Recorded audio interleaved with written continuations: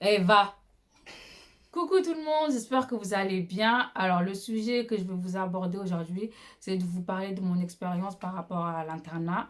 Je vais vous dire les côtés positifs et les côtés négatifs.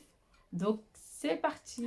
Alors pour commencer, le côté positif, c'est que là-bas il y avait l'équipe de soins, ça veut dire les médecins, les infirmières, les kinés, tout le tralala. Donc niveau santé, franchement, t'étais bien entouré. Il n'y avait pas de problème pour ça, donc c'est ça que je retiens de ça. Deuxième point positif, c'est que les profs ils s'adaptent beaucoup à nous. Enfin, par exemple, si on ne se sent pas bien, on avait le droit de se reposer.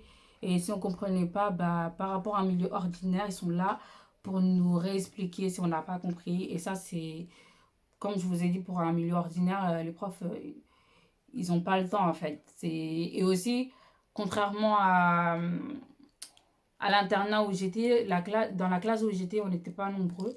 Donc les profs, on va dire, ils avaient le temps de bien nous expliquer le programme si on n'avait pas compris. Donc ça aussi, c'était bien. Le dernier côté positif, si tu as des bons amis, en fait, tout se passe bien ton année. Parce que c'était une période qui durait 3 ans. Et pendant ces 3 ans-là, bah, je me suis fait quand même des bons amis. Je rigolais beaucoup avec eux, je faisais des conneries aussi. Donc voilà, de ce que je retiens en tout cas. Si t'as pas des amis, en fait, franchement, tu vas t'ennuyer. Enfin, c'est ce que je pense en tout cas. Passons au côté négatif. Alors, première chose, et ça, je pense que c'est tout le monde, si t'es pas à côté de ta famille, bah, t'es pas bien. Donc, le seul truc que je peux dire, c'est si t'es loin, bah, tu auras toujours une partie où tu vas pas te sentir bien parce que t'es pas à côté de ta famille. Et donc, bon, il y a le téléphone, c'est sûr, il y a les réseaux, mais c'est pas pareil en fait. Donc voilà. Le deuxième côté négatif, c'est les règles. Parce que il y a le coucher. Par exemple, 21 h, tu dois être au lit. Le réveil, tu dois te réveiller à 7 h pour être prêt à 8 h pour prendre le petit déjeuner.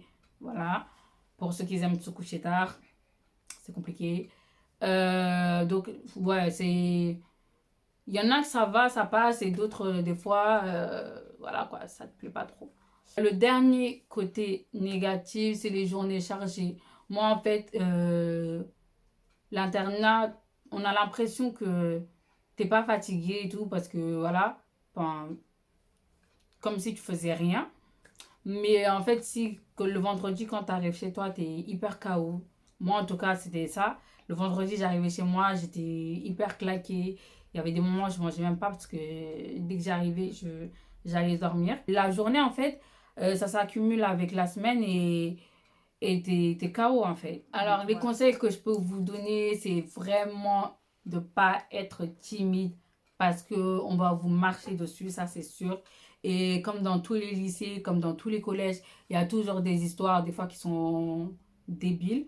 Donc voilà, pour les gens qui sont timides, franchement, essayez de vous affirmer en fait, parce que franchement, vous allez pas en tout cas trouver votre place dès les premières semaines. Le deuxième conseil, c'est de s'imposer, c'est ce que je viens de dire.